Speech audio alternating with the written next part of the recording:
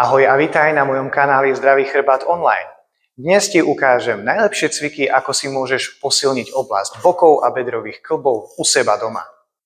Silné boky udržiavajú nielen zdravé bedrové kĺby, ale aj zdravé kolená a našu driekovú chrbticu. Dúfam, že ti tieto cviky k tomu pomôžu a ak sa ti budú aspoň páčiť, poprosím ťa už teraz o palec hore. Tak, tieto cviky ti predvediem v dvoch variantách. Najprv začneme variantou pre začiatočníkov a potom zvýšime trochu náročnosť na strednú záťaž. Malá poznámka. Samozrejme, najlepšie cviky na zvýšenie síly v bedrovej oblasti sú zložené pohyby s odporom, ako drepy, výpady a dvíhanie panvy. No ak bolesť bedra, kolena alebo driekovej chrbtice ti nedovolí robiť takúto záťaž, toto sú vhodné cviky pre teba a dúfam, že si z nich vyberieš tie, ktoré sa hodia najlepšie tvojmu zdravotnému stavu. Začneme cvikom na priťahovače stehenného svalu. Pokrčíme jednu nohu, druhá je vystretá. Tú, ktorú precvičujem, je vystretá. Špičku ťahám neutrálne smerom hore. Nemusím ju veľmi aktívne ťahať k hlave, ale nech smeruje k stropu, aby nebola len tak uvoľnená. Uzamknem koleno tým, že napnem poriadne to stehno a takto vyrovnanú nohu s uzamknutým kolenom dvíham hore. Vrátim späť a dvihnem hore.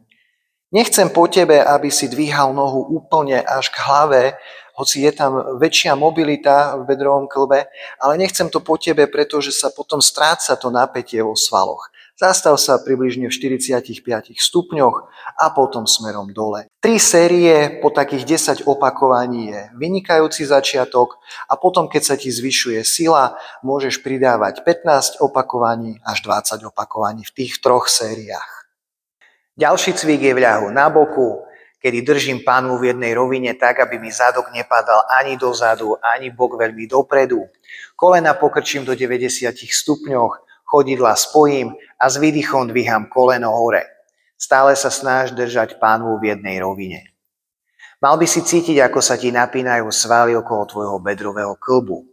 Zapája sa tu výborne aj musculus piriformis a naše gluteálne svalstvo, takže tento cvik je veľmi vhodný aj na spevnenie zadku.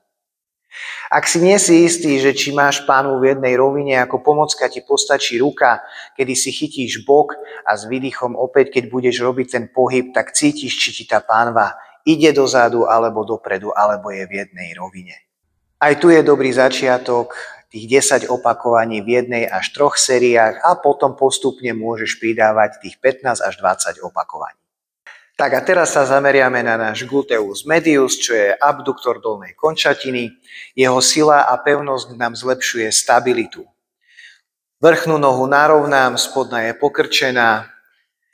Noha by mala byť v rovine s telom. Snaž sa, aby boky boli taktiež pevné, aby nepadal zadok dozadu. A s výdychom idem hore, nádych vrátim späť, výdych hore.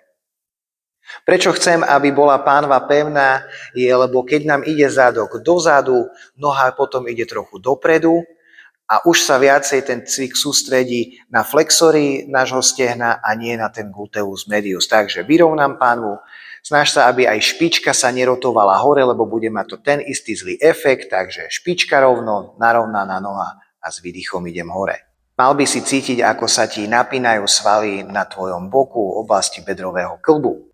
Aj tu začni v 3 sériách po 10 opakovaní, potom pridaj na 15 a 20 opakovaní.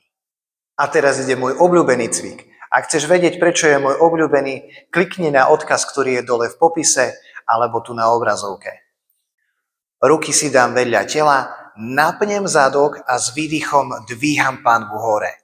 Nádych idem dole, opäť napnem najprv zadok a s výdychom dvíham panvu hore.